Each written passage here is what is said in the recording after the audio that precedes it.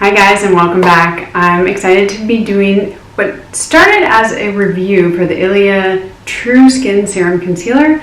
It's actually turning into a side-by-side comparison. And the reason I did this is because this is helpful to review, right? But I think personally it's a little bit more helpful when you compare it to something that a lot of people already have, or maybe they kind of know how it works. That's the logic. So we're going to see how it goes. I am already done with my makeup. I'm going to insert a clip of me putting it on this morning. Don't mind the big orange hoodie.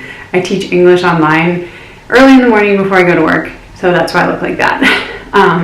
But yeah, and then I'm going to check in throughout the day and I'll let you know how they both wear. But let's slow down a little. This is the Ilia True Skin Serum Concealer. It comes in, I think, 12 shades. I will correct that if I'm wrong. And I have the shade Yucca, or Yucca, however you say it. And this is in 0.16 ounces or 5 milliliters. So you get quite a bit, in my opinion.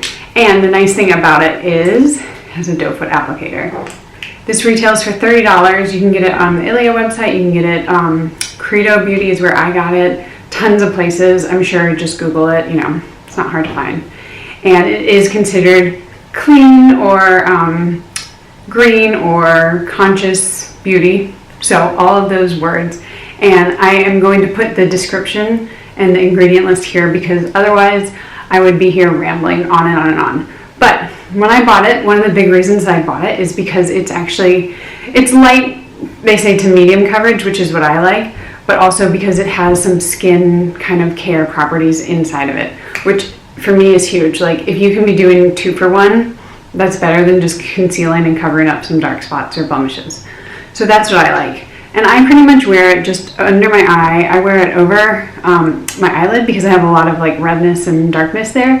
And then I kind of just wear it as foundation these days. So I might put some here, or if I have some red spots there, and then I just blend it out. But you will see that in a little.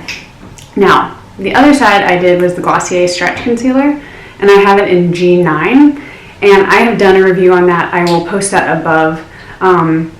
I love Glossier. I think all of their products are really great. And this was my ride or die for a long, long time. It is super emollient, very light coverage, which is kind of why I was like, which one could I compare it to? That's why I came up with these two, because they are very similar. Now this one comes in a pot, so you can dip your finger, brush, sponge. I think it's a little less convenient, but it's also like the Glossier way, like to just dab it all over. But I forget how much this one is. I will post that above. And Glossier just came out with new shade ranges, probably like a year ago. But they have new shade ranges, so there are some options that weren't available before. But yeah, so these are the two that I'm going to be comparing. Let's see, this side is the Ilia, just so you can see what we look like. This is already after about 3 hours of wear. And then this side is the Stretch Concealer. Okay, so I will check in later and then wrap it up later tonight. Oh, and it is 9:30 in the morning right now. Bye guys.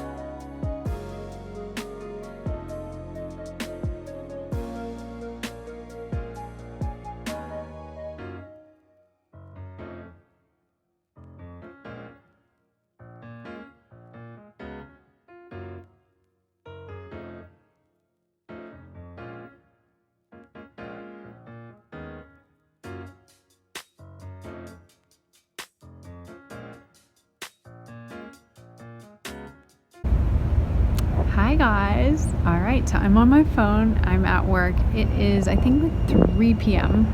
So I'm sitting outside. I just wanted to show you what it looks like. Don't mind the wrinkles and all that. But yeah, okay. There's some better light. So I can't tell a difference, but this lighting also is not the best. Definitely, you know, it wears away.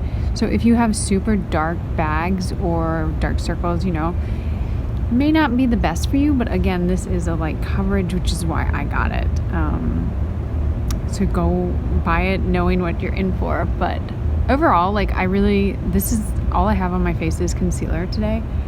And I think it looks pretty good. I like that it looks natural and it doesn't look cakey. Like, it doesn't look like I have a ton of makeup on, but also it does wear off throughout the day. So keep that in mind. Oh, and I forgot to mention, all I did today was I powdered it after I put it on. The other day I wore it for the first or second time and I didn't because they at Credo told me that it sets down. This is for the Ilia. I know that the Glossier Stretch Concealer does not set down without powder, so I wanted to give them both an equal chance. So I did powder it, and I do think it wears better with powder. So, you know, not that big of a deal. Little powder. Hi guys, I'm back. Wow, that is dirty. Okay, so it is 5:22. I don't know if you can see that. So that means I've had this on my face for about 12 hours and I've not done any touch-ups, and I've not like tried to not touch it because I touch my eyes. Like, that's just what I do. I wear contacts, I don't know, I work on a computer, so this is what it looks like without really paying any regard to it. So let's zoom in and see what it looks like. Okay, so this is the Ilia side. And this is the Glossier. And at first glance, I think the Glossier side, this side, has definitely worn off a little bit more. You can see right in there, it's definitely, sorry, they're working on my house. This side is, you know, you can see like darker, kind of purplish, whereas this side is a little bit lighter. In terms of creasing, I mean, my under eyes crease, but it's worn off to the point where you're not going to see as much creasing as you may. Now, I did put it on my eyelids, and I feel like it's held up there pretty well. I didn't put a lot on, so I'm not going to look at the rest of my face, but I think just looking at my under eyes, you can kind of see it's not on there. It's been 12 hours, though. I don't expect it to be, and I'm also not mad at this. Like, you're not going to look at my face and be like, look at her under eyes, they're terrible. Like, this looks natural. And, you know, that's what you go for when you want light or medium coverage. So, that's what we have. I think you're definitely going to get a bit more coverage than the Glossier Stretch Concealer. But it's not like but it's not the NARS Creamy Radiant Creamy Concealer, which... chef's kiss to that. I love that stuff. I wish it was cruelty free and clean. Anyway, let's zoom out. Okay, so final thoughts. I think they are both very, very similar in the fact that they're great for people with drier skin. They never feel like they're drying down and creasing so terribly on me, but they're not going to last on you all day. So if that's what you're looking for, I'm not saying that you can't find it in Clean Beauty. I'm just saying that neither of these two are going to last 12 hours without any touch-ups. You'll have to go back and touch up your makeup. For me, it's not a huge issue. Now, I can't speak to the effectiveness under makeup or on top of makeup since I really didn't wear anything today. It was just under my eyes. But I'm going to go with that. Well, I know with the Stretch Concealer, it kind of just dissipates. And that's with Glossier. It's like, Glossier, by the end of the day, my cloud paint won't be there. This, what is it called? The skin tint won't be there. It's not such heavy coverage that you can tell that it's gone. It's so light that it kind of just like fades away. So that's the same with the Ilia. I do really like that it has the doe foot applicator. I think you just get a little bit more precision. It's just easier than sticking your little grubby finger in the pot. But I don't mind the stretch concealer application either. The stretch concealer is cheaper. The Ilia is $30, which is quite a bit. But you're also paying for kind of a prestige, clean, eco-conscious, beauty-conscious brand. So you're paying for something more. You're not just buying something that has terrible ingredients that could irritate your skin. So that's something to keep in mind. And lastly, your definition of clean beauty is different than everyone else's. So do your research. If it has dimethicone and you hate dimethicone, don't use it. But there are different definitions, so keep that in mind. Everyone wants a different thing, and what works for you may not work for somebody else, and vice versa. But anyways, I hope that helped. I know seeing it in especially comparison kind of view really helps for me. And just a full day wear test, like 12 hours. There we go. All right, guys, I will see you in my next video. Bye.